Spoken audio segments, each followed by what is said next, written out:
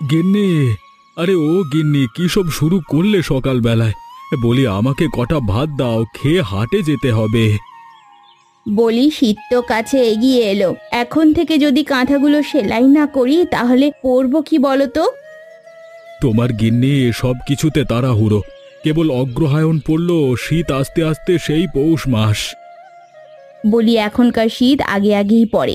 গত বছর দেখলে না, ফসল তুলতে না তুলতেই শীত নেমে এলো। ভালো কথা মনে করেছো গিন্নি, আমার একবার মাঠে যেতে হবে। আমন ধানগুলো পরিপক্ক হয়েছে, কালকে পরশু কেটে ফেলতে হবে। হ্যাঁ হ্যাঁ, তাড়াতাড়ি সব ধান কেটে নিয়ে এসো, আমি নবান্ন তুলে বাপের বাড়ি যাব। এবার আর বাপের বাড়িতে যাওয়া হবে না গিন্নি, আমার বোন ও তার ছেলে মেয়েরা আসবে, তখন তোমাকে থাকতে হবে। সুমতি আসবে কই? আমাকে তো কিছু বলেনি তো। সেদিন ওর সাথে শহরে দেখা হলো। আমাকে কালকে চিঠি দিয়েছে, বলল কয়েক সপ্তাহ থাকবে আমাদের বাড়িতে। বেশ বেশ, তাহলে ভালোই হয়েছে। ওর নতুন রসের মিষ্টি খাওয়ার খুব শখ ছিল, এবার তা খেতে পারবে। খাবে কি করে? যে মিষ্টি বানাবে সেই তো নেই, গনি ময়রাকে কদিন ধরে পাওয়া যাচ্ছে না। বলো কি, হঠাৎ করে বুড়োটা গেল কোথায়? হারিয়ে যায়নি তো আবার? হারাবে না এত সহজে, বুড়োর স্মৃতিশক্তি এখনো বেশ টনটনে আছে। দেখবে শীত আসবার আগেই তিনি ফিরে আসবেন। বেশ বেশ, আসলেই ভালো। আমি এবার ওনাকে দিয়ে খেজুরের রসের মিষ্টি বানাবো। বেশ, বানিয়ক্ষণ। আমি গোপাল কাকুকে বলবো রস দিয়ে যেতে। এবার আমাকে ভাত দাও দেখি, খুব খিদে পেয়েছে গিন্নি। তুমি বসো, আমি এক্ষুনি ভাত নিয়ে আসছি।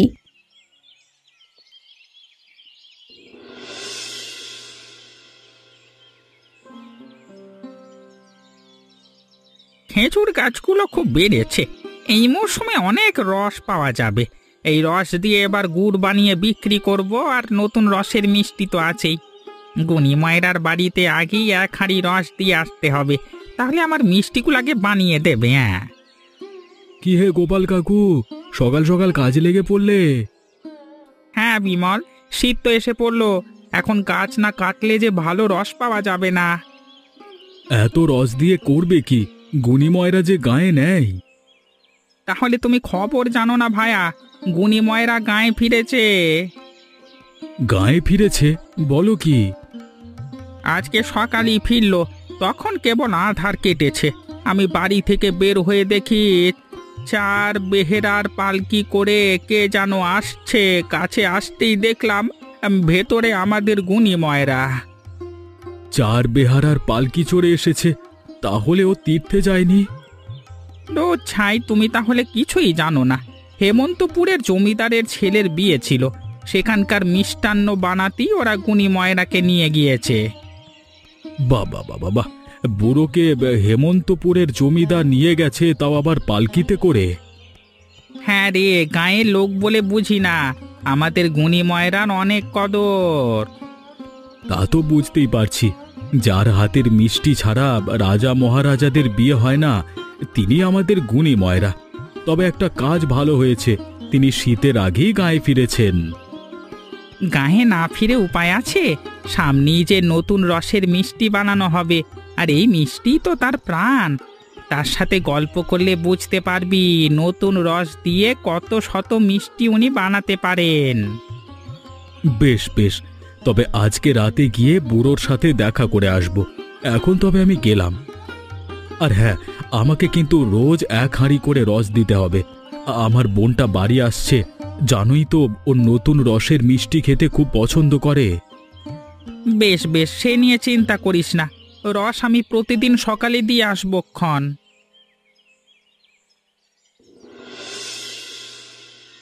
কাকাবাবু, ও কাকাবাবু, বলি ঘরে আছেন? কে? বিমলের বউ নাকি? হে হ্যাঁ গো, তা কোথায় ছিলেন এতদিন? আমরা আবার আপনার চিন্তায় অস্থির হয়ে আছি। আমি হেমন্তপুরে গেছিলাম বউ, ওখানকার জমিদারের ছেলের বিয়ে ছিল, অনেক খাবার দিয়েছে। এই ছেলে মেয়েগুলোকে একবার পাঠাস, কিছু দেবক্ষণ। ঠিক আছে, পাঠাবোক্ষণ। এখন নিন, এইটুকু দুধ খেয়ে নিন। এত পথ পাড়ি দিয়ে এসেছেন, নিশ্চয়ই অনেক পরিশ্রম হয়েছে। আমাকে একটু জল এনে দিতে পারবি বউ? ধুলোবালিতে চোখ মুখ ঢেকে গেছে, পাগুলো ধুতে হবে। হ্যাঁ হ্যাঁ, এক্ষুনি দিচ্ছি। অননি, যা তো তাড়াতাড়ি গিয়ে ওনার জন্য জল নিয়ে আয়।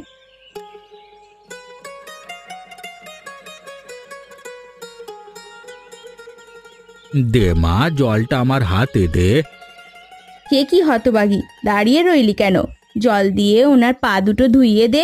কিভাবে গুরুজনের সেবা করতে হয় তাও কি জানিস নে? থাক থাক বউ, তার আর কি দরকার।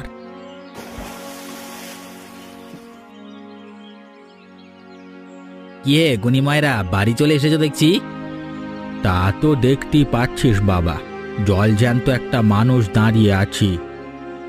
বেশ বেশ, তা তোমাকে একটা খবর দিতে এসেছি। কি খবর? মোড়ল মশাই তোমাকে যেতে বলেছেন। মোড়ল মশাই আমাকে ডেকে পাঠিয়েছেন? কেন? ওনার মেয়ে এসেছে, সে তোমার হাতে নতুন করে রসের মিষ্টি খেতে চায়। তাই মোড়ল মশাই বললেন তাড়াতাড়ি রস সংগ্রহ করে তার বাড়িতে হাজির হতে। কি এত বড় আস্পর্ধা তোর! আমার বাড়িতে দূর দূরান্তের মানুষ রস নিয়ে এসে মিষ্টি বানিয়ে নিয়ে যায়, তুই আমাকে হুকুম করছিস মোড়লের বাড়িতে যেতে? আরে আমার উপর খেপছো কেন? আমি কিছু বলিনি, এগুলো মোড়লের কথা। বেশ, তবে মোড়লকে গিয়ে বল আমি যাব না ওর বাড়িতে, দেখি ও কি করতে পারে। বেশি পাকামো করো না বুড়ো, না হলে মোড়ল মশাই লাঠিয়াল বাহিনী পাঠিয়ে তোমাকে তুলে নিয়ে যাবে। কি আমাকে লাঠিয়ালের ভয় দেখাচ্ছিস? ওরে, ভিন গাঁয়ের রাজা মহারাজারা আমাকে কুর্নিশ করে পালকি দিয়ে নিয়ে যায়, আর তুই আমাকে লাঠির ভয় দেখাচ্ছিস? দেখছিস আমার হাতের লাঠিখানা, এটা দিয়ে এককালে 10 জনের মাথা ফাটিয়েছি। সেই দিন আর নেই বুড়ো, এখন আমাদের মোড়লের আদেশে সবকিছু চলে, আর তিনি খুব খারাপ লোক। তাই সোজাসুজি চলে যাও, না হলে ফল কিন্তু ভালো হবে না। তবে রে হতচ্ছাড়া, আমাকে তুই ভয় দেখাচ্ছিস? আজ তবে তোকে আমি মেরেই ফেলবো।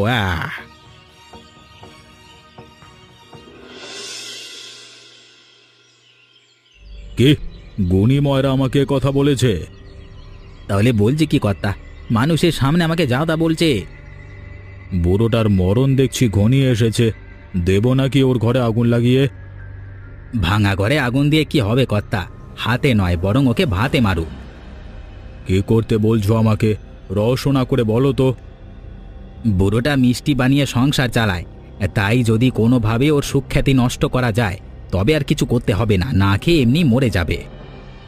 বুদ্ধিটা তো মন্দ বলনি হে, তা কি করে করবে ওর সুখ্যাতি নষ্ট? শুনুন তবে।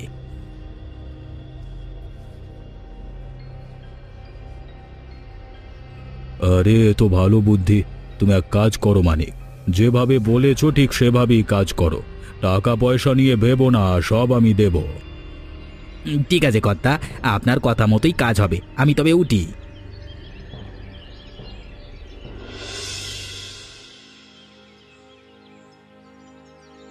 একটু বসো মানিক, আমার মেয়ে পায়েস রেঁধে পাঠিয়েছে, খেয়ে দেখো কেমন হয়েছে।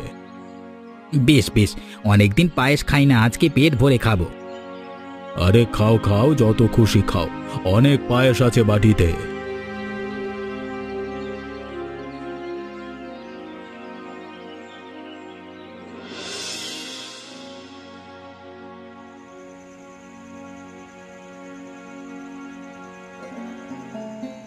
একা মানুষ, নিজেকেই সংসারের সব কাজ করতে হয়।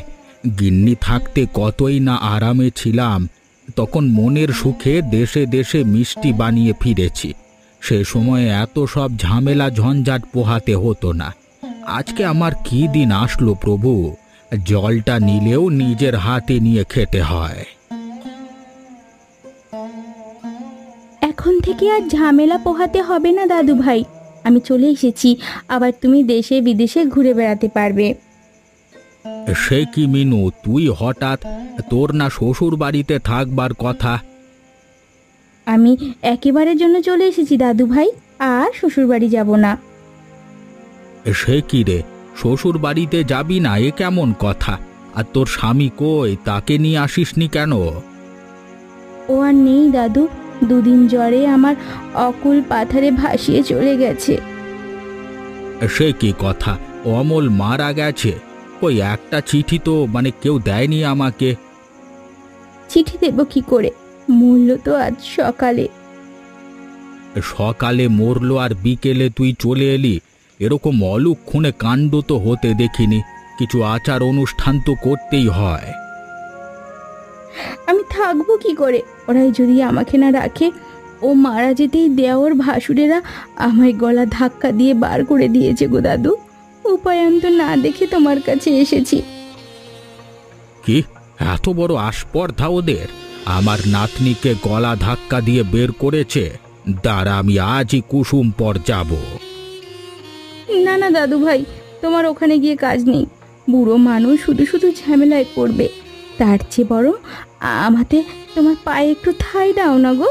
আমি সারা জীবন তোমার সেবা করে কাটিয়ে দিতে পারবো। ঠিক আছে, সে তো থাকবে। তুই আমার একমাত্র নাতনি, তোকে আমি ঠাঁই দেব না তো কাকে দেব? নে এবার সব পুটলি পাটলা রেখে স্নান করে ঘরে আয়। মরা বাড়ি থেকে এসে ঘরে প্রবেশ করতে নেয়। ঠিক আছে দাদু ভাই, আমি এক্ষুনি পুকুর থেকে ডুব দিয়ে আসছি।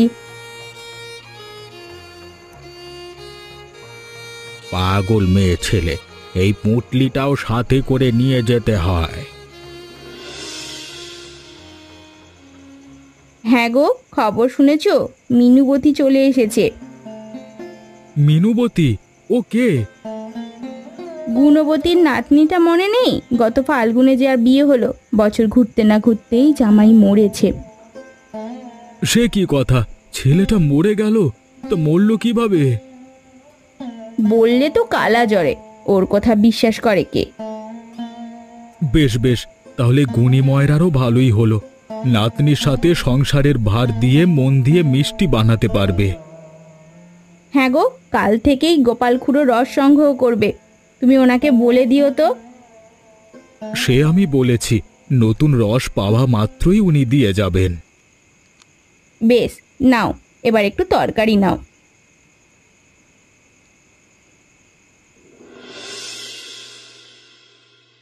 মিনুবতী, ও মিনুবতী, আমার জল খাবার দিবি না দিদি ভাই? আসছি দাদু ভাই, তুমি একটু বসো। এই নাও দাদু ভাই, তোমার সকালের জল খাবার। সে কি রে, এত মিষ্টান্ন কেন? আমি কি মিষ্টি খেতে পারি এত? তুই মুড়িগুলো দিয়ে বাকিগুলো নিয়ে যা। বারে, তুমি এত কষ্ট করে ভিনদেশ থেকে এগুলো নিয়ে এসেছো কি মানুষকে খাওয়ানোর জন্য? তোমাকে একটা হলেও সন্দেশ খেতে হবে। অন্যদের দেব কেন, তুই খাবি। আর যখন বলছিস একটা সন্দেশ খেয়ে দেখতে পারি।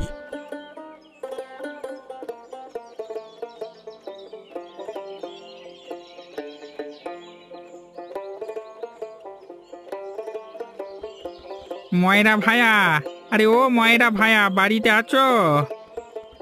কে, গোপাল নাকি? হ্যাঁ গো, তোমার জন্য কিছু রস নিয়ে এলাম। ঝটপট আমাকে মিষ্টি বানিয়ে দাও তো। নতুন রসের মিষ্টি বানাতে হলে খাজনা লাগে, তাই এনেছিস? তাহলে আর বলছি কি, তোমার জন্য এক পাত্র রস এনেছি আর এক পাত্র মিষ্টি বানানোর জন্য। বেশ বেশ, তাহলে বিকেলে এসে মিষ্টিগুলো নিয়ে যাস, আমি খেয়ে রস নিয়ে বসবো। ঠিক আছে, তবে বিকেলে এসে নিয়ে যাব, তুমি মনে করে বানিয়ে রেখো। আমি এক্ষুনি বানাতে বসছি। আরে ও মিনু, হাঁড়িগুলো রান্নাঘরে নিয়ে যা তো।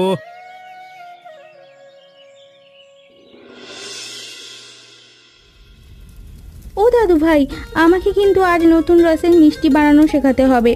তোমার পাশে বসে আমি দেখব কিভাবে তুমি মিষ্টি বানাও। ঠিক আছে দিদি ভাই, এ আর এমন কি, এখন থেকে সব কিছু শিখে রাখ।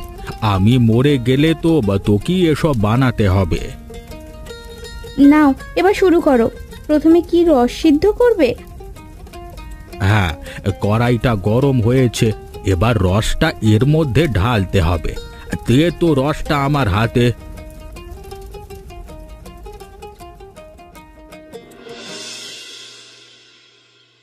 আহা, কত সুন্দর হয়েছে মিষ্টিগুলো। জিভে একেবারে জল চলে আসছে।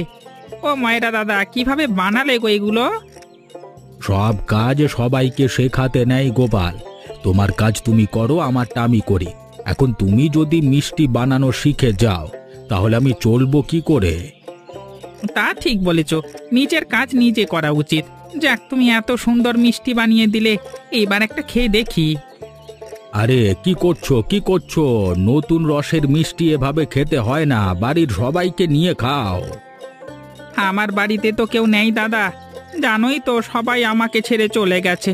তাই এখানে খেলে কোনো দোষ হবে না। আহা, কি সুস্বাদু হয়েছে মিষ্টিগুলো। আর একটা মুখে দি। কি হলো গোপাল, মিষ্টি ভালো হয়নি? মিষ্টিগুলো খেয়ে কেমন যেন লাগছে। কেমন লাগছে? খুব ভালো। তা তো বটেই, কিন্তু মাথাটা যেন খুব ঘুরছে, যেন এক্ষুনি মাথা ঘুরে পড়ে যাবে। দাদা, এ কি হচ্ছে? আমি যে হ্যাঁ।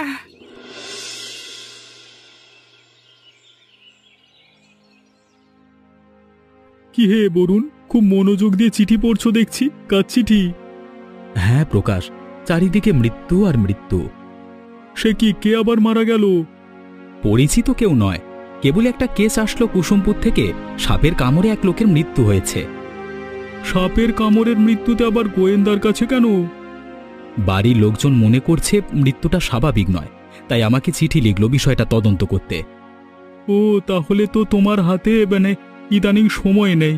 আমি এসেছিলাম আরেকটা দরকারে। কি দরকার বলো? তোমার দরকার সবার আগে। সেদিন হেমন্তপুরের জমিদারের বিয়েতে একজন ময়রার সাথে আলাপ হলো না, সে মনে আছে তোমার? মনে থাকবে না কেন? গুণী ময়রার হাতের মিষ্টি যে খাবে সেই তার ভক্ত হয়ে যাবে। গুণী ময়রাকে খুনের অপরাধে পুলিশ ধরে নিয়ে গেছে। কি বলছো প্রকাশ? গুণী ময়রা খুন করেছে? এটা আমার বিশ্বাস হচ্ছে না। আমারও বিশ্বাস হচ্ছে না বরুণ, সেজন্য তোমার কাছে এসেছি। যদি সত্যটা জেনে তাকে নির্দোষ প্রমাণ করা যায় তাহলে লোকটা প্রাণে বাঁচবে। বেশ বেশ, চলো তবে গুণী ময়রার বাড়িতে চলো, গিয়ে দেখি তার জন্য কিছু করা যায় কিনা। কুসুমপুরের কেসটার কি হবে তাহলে? সে পরে দেখা যাবে, আগে চলো গুণী ময়রাকে বাঁচাতে হবে। কি হয়ে গেল দাদা? ভাবতেই অবাক লাগছে যে দাদু এভাবে একজনকে খুন করে ফেললো। আপনিও বিশ্বাস করছেন গুণী ময়রা খুন করেছে? চোখের সামনে দাদুর মিষ্টি খেয়ে লোকটাকে মরে যেতে দেখলাম, বিশ্বাস না করে কি পারি বলো? আচ্ছা, অন্য কেউ তো খাবারে বিষ মেশাতে পারে। অন্য কেউ? হ্যাঁ, তা পারে। কদিন আগেই মোড়লের সাথে দাদুর ঝগড়া হয়েছিল। মোড়ল দাদুকে দেখে নেবে বলে শাসিয়েছিল। তিনিই কাজ করতে পারে। আচ্ছা, এই কদিনে মোড়লের বাড়ির কেউ আপনাদের বাড়িতে এসেছে? না, তা আসেনি, তবে ওদের অসাধ্য বলতে কিছুই নেই। ঠিক আছে, তা মানলাম। এবার বলুন তো, আপনাদের বাসায় ঘন ঘন কে আসে? বিমল কাকুর বউ জয়া, ওদের বাড়িতে বিষও আছে, খেতে ইঁদুর মারার জন্য বিষ দেয়। তাহলে ওরাই এ কাজ করেছে? আগে থেকে কিছু বলা যাচ্ছে না প্রকাশ, দাবার গুটি যে কোনো সময় উল্টে যেতে পারে। তো মিনুবতী, আমরা এখন উঠি, আবার দেখা হবে। হ্যাঁ? কি না, খালি মুখে উঠবে না। না না, তা হবে না, আপনারা বসুন, আমি এক্ষুনি কিছু নিয়ে আসছি। কি হে প্রকাশ, কি বুঝলে? গভীর জলের মাছ আসতে না আসতেই কতজনের উপর সন্দেহের তীর ছুঁড়ে দিল। হ্যাঁ, তবে আমি যাকে সন্দেহ করছি সেটাই সঠিক হওয়ার সম্ভাবনা বেশি। কাকে সন্দেহ করছো তুমি? সে পরে বলবো। এবার তুমি ওঠো, এক্ষুনি হাসপাতালে গিয়ে গোপালের শরীরে পাওয়া বিষের ধরনটা জেনে এসো তো চট করে। বেশ বেশ, যাবক্ষণ, আগে নাস্তাটা খেয়ে যাই।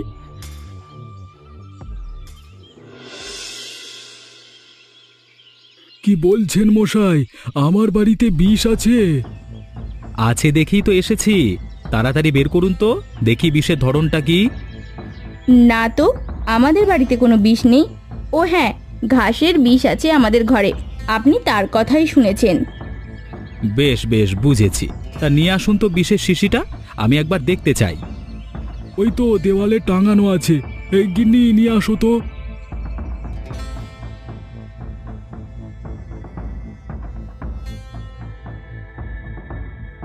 বরুণ তুমি এখানে, আর আমি সারা গ্রাম চষে বেড়াচ্ছি। কি হয়েছে প্রকাশ, কিছু পেলে কি? হ্যাঁ, ডাক্তারবাবুর সাথে কিছুক্ষণ আগেই দেখা হলো। তিনি বললেন গোপালের শরীরে সাপের বিষ পাওয়া গেছে। সাপের বিষ? বলো কি? ডাক্তার তাই বলল। সাপের বিষ খেলে সাধারণত ক্ষতি হয় না, কিন্তু গোপালের মুখে ক্ষত ছিল, তাই তার কাল হয়েছে। দুটো মৃত্যুই সাপের বিষের প্রভাবে হয়েছে। খুবই গুরুত্বপূর্ণ একটা বিষয়। হ্যাঁ, কোন দুটো মৃত্যু? ওহো, বুঝতে পেরেছি এতক্ষণে। আচ্ছা, মিনুবতী স্বামীর বাড়ি কোথায় বলতে পারবেন? ওর বিয়ে হয়েছিল কুসুমপুরে, কিন্তু স্বামী মারা যাওয়ার পর এখানে চলে এসেছে। কয়েকদিন আগে কুসুমপুরের একজনের সাপের কামড়ে মৃত্যু হয়েছে। তার মানে দুটো ঘটনা একজন ব্যক্তি ঘটিয়েছে। সে কি, কিসের ঘটনা, আর কেই বা ঘটালো? আমাদের সাথে আসুন, তাহলেই বুঝতে পারবেন।